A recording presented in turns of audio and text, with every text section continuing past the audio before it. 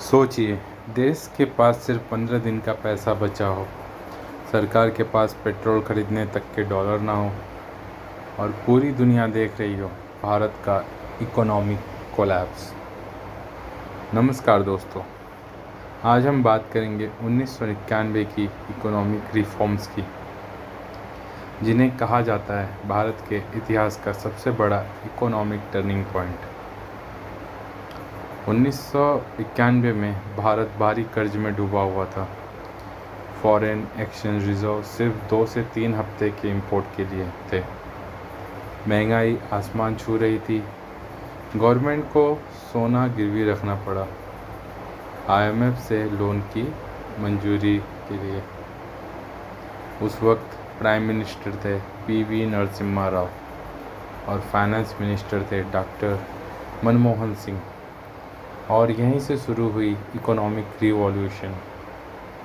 1991 से पहले बिजनेस शुरू करना मतलब सरकारी दफ्तर के चक्कर। लिबरलाइजेशन का मतलब सरकार कंट्रोल कम। लाइसेंस राज खत्म किया गया। कंपनीज को अपने डिसीजन खुद लेने की आज़ादी मिली। इंपोर्ट एक्सपोर्ट के रूल्स इजी किए गए। बिजनेस करना आसान हो गया और प्राइवेट सेक्टर को ग्रोथ मिलने लगी। Second, privatisation. जब सरकारी कंपनी घाटे में चलती हुई भुगतान जनता को करना पड़ता था। प्राइवेटाइजेशन के स्टेप से लॉस में चल रही PSU में प्राइवेट एंट्री हो गई। कुछ कंपनीज को बेचा गया। एफिशिएंसी और कंपटीशन बढ़ गई। रिजल्ट निकला, गवर्नमेंट का बोझ कम हुआ और सर्विस क्वालिटी बेटर हुई। और ग्लोबलाइजेशन, भारत दुनिया से जुड़ा। 1991 के बाद दुनिया की कंपनीज भारत आने लगी। फॉरेन कंपनीज को एंट्री मिली। FDI अलाउ हुआ। इंपोर्ट ड्यूटी कम हुई। कोको कोला, पेप्सी, सैमसंग जैसे ब्रांड आए।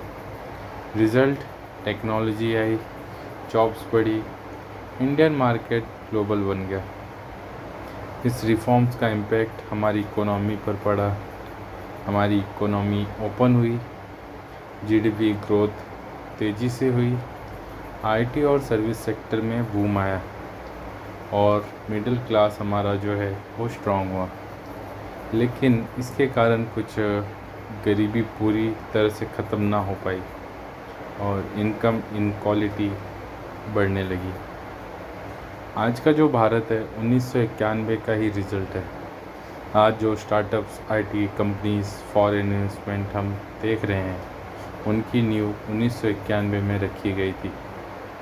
अगर 1991 के रिफॉर्म्स नहीं होते, शायद आज का भारत इतना स्ट्रॉन्ग इकोनॉमिक पावर न होता। अगर आपको ये वीडियो इन्फॉर्मेटिव लगा हो तो वीडियो को लाइक ज़रूर कीजिए। कमेंट में लिखिए 1991 रिफॉर्म सही था या गलत। चैनल को सब्सक्राइब करना ना भूलिए, क्योंकि यहाँ मिलती है देश और दुनिया की असली कहानी। धन्यवाद।